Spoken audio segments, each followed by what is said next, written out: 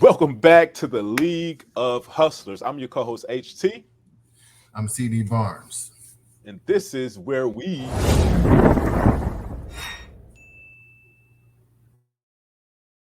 prepare to prosper. All right. Today we're going to be talking about how to become a millionaire. We're going to be talking about the traits of millionaires. All right. We're going to be talking about the habits that millionaires exude and constantly practice. All right. This is taken from a study done by Fidelity, right? And we're just going to jump right into it. All right. So, what are the common millionaire habits? What are the common millionaire habits? First up, what we got, CD? All right. Number one, they set ambitious goals Yeah. and they act on them. All right. Yes, sir. Set ambitious goals and act on them.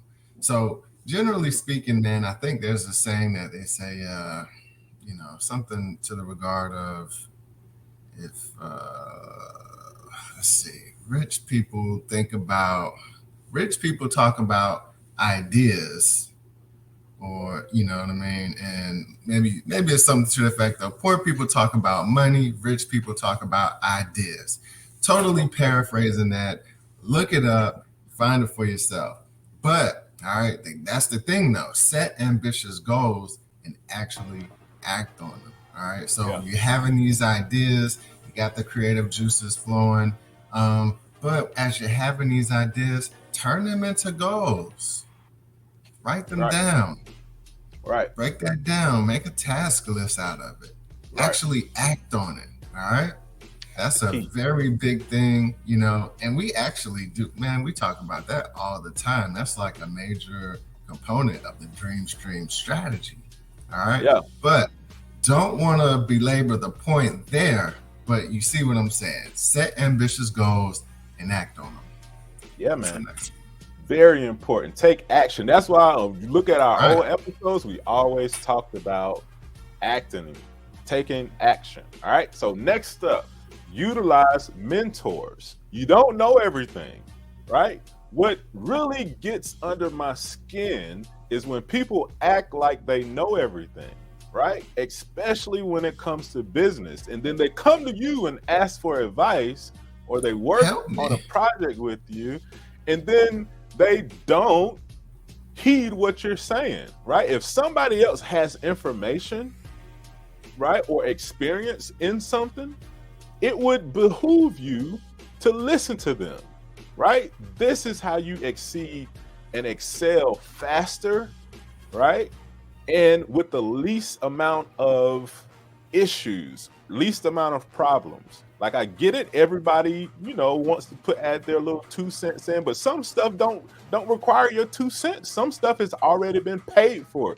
Sometimes people have already paid the price, right? And that's what a mentor is able to do. Your mentors have already paid the price. That's the value of a mentor. You see what I'm saying? So they have already gone through the issues. They have already tried whatever you're going to try. They've already ran into the roadblocks that you were probably going to run into. So why would you run into those, right? So listen to your mentors. Find mentors, utilize them, listen to them, right? And a mentor doesn't always have to be older than you. It doesn't, it doesn't always have to be in the same line of or industry or line of work that you're in, right? But utilize mentors. Why? Because they have the experience. They've been through things. They have overcome things, and they're able to give you that advice. So find mentors, utilize them. You don't know everything. All right. Next up, Wait, hold on, man. Hold on. we're going back. Because All that's right, we can go back. yeah, you have to. That was a big one. So where do we look for these mentors? Because I'm one of those people. Like I love to work on a project, and you know what I mean? I love to pull out all the tools and try them all. I like to learn in that way. You know what I mean? So, but when I'm looking for a mentor, Okay. where could a person begin to look? Man, all kind of places, right? For one, just look in your industry, right? LinkedIn, Facebook, wherever, it's groups out there. LinkedIn is probably the best place, right? Because it's built for that. It's built for um, connecting on a professional level, right? So let's say that you're interested in opening a, I don't know, coffee shop or some stuff like that. Find a person that owns a coffee shop, go and talk to them and just straight up ask them like, hey, would you be willing to mentor me? As a matter of fact, it's interesting that you brought that up. So I was watching this, I can't remember the lady's name, but she is a business owner. She owns multiple businesses. I think she owns like 40 plus businesses, right? So we're not talking about a root-de-poop type of person. Lady owns multiple businesses, and anyway, she goes around and interviews people about their businesses and how they started, et cetera, et cetera. She's interviewing this lady who started a postal company, right? A company that mails packages and has mailboxes and stuff like that. That lady, she said when she started her mailing postal company, she went to another person who owned a mailing postal company and paid them $10,000 to mentor her. $10,000 to mentor her, right? And what she did was she went in his shop and worked. She went in his shop and worked, I think she said for like 2 or 3 weeks. She paid him $10,000 so that she could work in his shop, right? That's a mentor, right? Some mentors are free. A lot of mentors are free, but some cost, right? And understand that these mentors are valuable. A lot of people will charge, right? We could be your mentor, right? We can help you out on things that we've learned and from all of the conversations we've had and all the businesses that we've started, right? So look for mentors in all sorts of places. You'll know a mentor when you run across one because they'll have knowledge that you don't have, and you'll be able to tap into it and just ask the person like, hey, will you be my mentor? Pretty simple. Right. And I think that's a great point, man.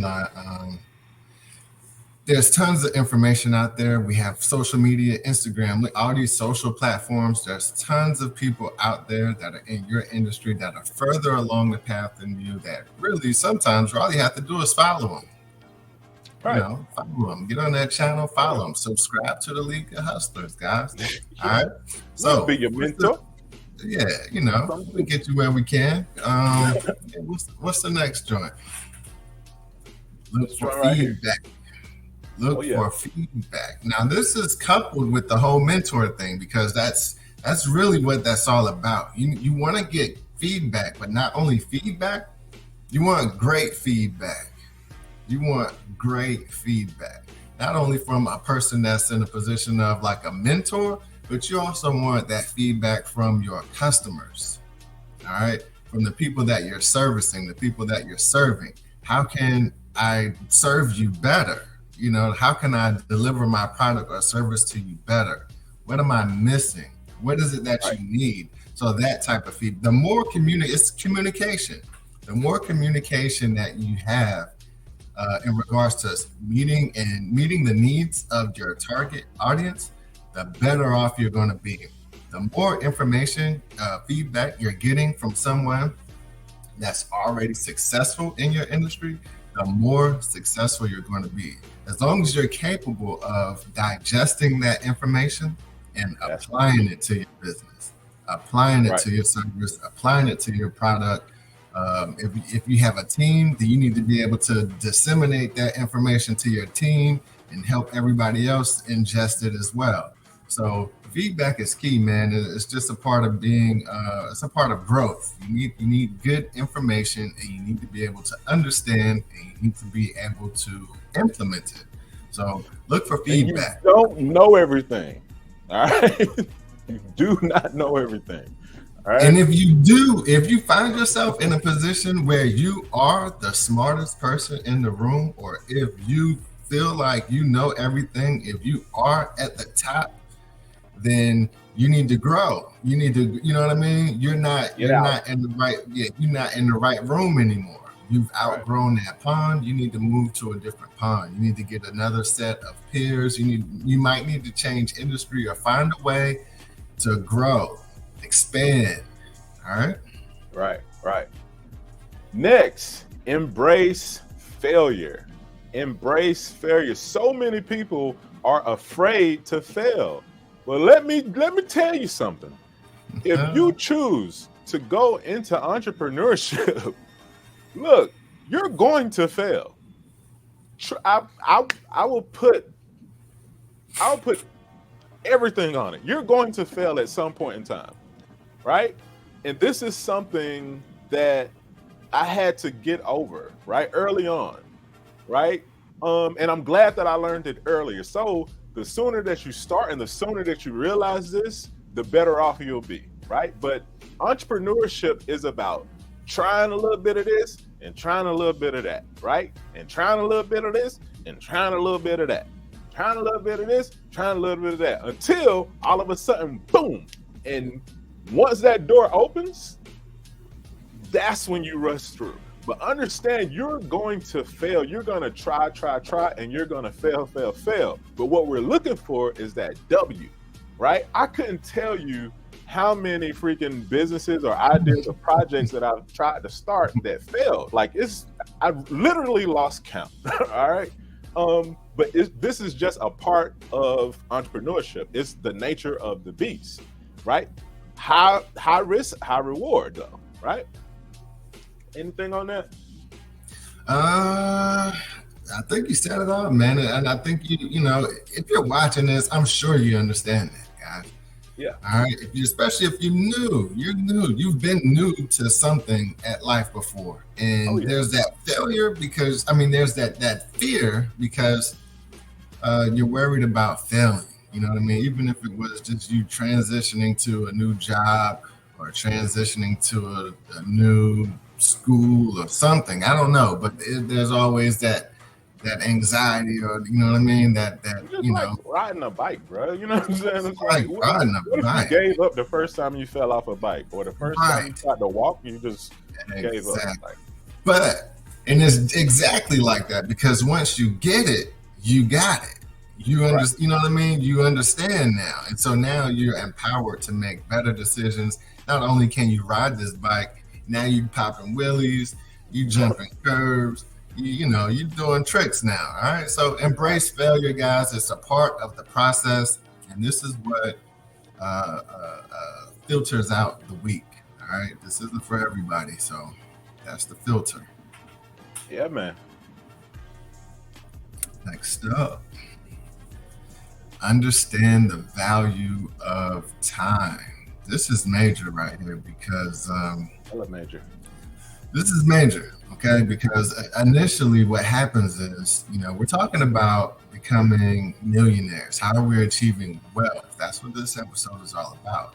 Number one, you have to understand the value of time. If you don't understand the value of time, then you may find yourself in a position where you're constantly trading your time in exchange for money. You cannot become a millionaire in that way. You have to break out of that mode of exchanging your time for money. I'll give you $25 if you give me an hour. I'll give you $40. Even if somebody is paying you great, if they're saying, hey, listen, I'll give you $100 for an hour of your time. This is going to be difficult for you, all right, to achieve the level of wealth that you want, exchanging, your time for money. You need to find ways to have your money make money for you. And in that way, when you're sleeping, and this is Warren Buffett said this, man, look it up because I'm probably going to misquote it. But what he said was, either learn to make money while you're asleep, or you're going to die broke. That's basically what he said. Learn to make money while you're asleep, or you're going to die broke. Look it up because he probably didn't say it just like that, but that was just. And that's what the whole point of this conversation is, guys, is to learn to make money in other ways. It's okay to have a 9 to 5 now. I don't knock the nine to Yeah. five. Right. You know, Sure.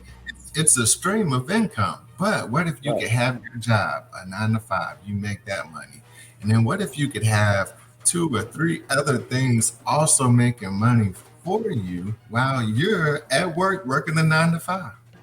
And the money that you're making from your 9 to 5, let's say you take that money and put it into another place where it's also making money. And Right. so that's really the process. And that's one of the things that millionaires and folks with actual wealth understand is they're not exchanging time for money. They're earning Right. money. They're finding ways to earn money, and then they take that money and put it somewhere where that money can also earn money. And then when they Right. earn that money, then they take that money and put it somewhere where it can earn money. And now you have Right. this compounding effect of wealth generation. So understand the value of time. Sum it all up. Yeah, man. Time does not equal money. I hear a lot of people say that time is money. Time is money. No, time does not equal money. Right? If I gave you $1 million, right? If I handed you $1 million, I say, here goes $1 million. But I said that tomorrow you wouldn't wake up by accepting this $1 million. Would you still accept $1 million? No, of course not. Absolutely not. So time does not equal money, right? It's not the same thing. Right. Time is infinitely more valuable than money. So what millionaires do, what successful, wealthy people do, is they buy back their time, right? What does that mean? That means they pay other people to do tasks that take away their time from doing the things that they actually want to do, such as spending time with family, traveling, vacations, any type of pastime, just doing what you want to do, right? You pay someone else to do those tasks, but you need to make the money to do it. All right. So understand the value of time. All right. Next up, we're at the end, ladies and gentlemen. We have the challenge, right? We're getting back to the challenges at the end of every episode. And this week, it is simple. Just commit to executing these habits weekly. Go back through, right? Look at these different topics, these habits of millionaire habits that we just discussed at the top, right? Set goals and act on them. Utilize mentors, find a mentor, talk to them, understand what they're saying and execute what they're saying. Look for feedback. Go out here and look for feedback on what you're doing wrong, what you're doing right, how you can get better. Embrace failure. Try something new, right? Do these weekly. Understand the value of time, all right? Very important. These are habits of millionaires, all right? So you do it, you do with this knowledge what you want, all right? But it's up to you. I know for me, I'm going to be executing these things like we do anyway, right? Like we do at the League of Hustlers. If you're rocking with us, let's go, right? Anything else, bruh? That's it, guys. Shop.leagueofhustlers.com. Make sure you hit the site. All right. If you like this video, if you watched it this far, you might as well hit the like button. Yes, sir. Subscribe, share. Shop.leagueofhustlers.com. Hit up the site. Check us out. We're constantly adding new merch to the store. Still working on the Dream Stream strategy coming up soon. Yeah. Get on the list. Okay. And we putting together a whole playbook for you where you're going to just be able to implement these types of things into your daily routine easily. All right. Yeah, that's what I was going to say. And one thing I wanted to mention before we go, man, each one of these things are in the Dream Stream strategy. Right. So I'm telling y'all, I'm excited for it. Listen, get on the list, sign up on the email list. Go to leagueofhustlers.com or shop.leagueofhustlers.com. Either one. Subscribe to the episode because when this thing drops, it will be a life changer. Stop playing with us. Listen, hey, that's it, man. That's it. That's it. Stop. Hey, come on, man. We out. You got anything else, bro? Close this I'm out, bro. hyped. We're done here.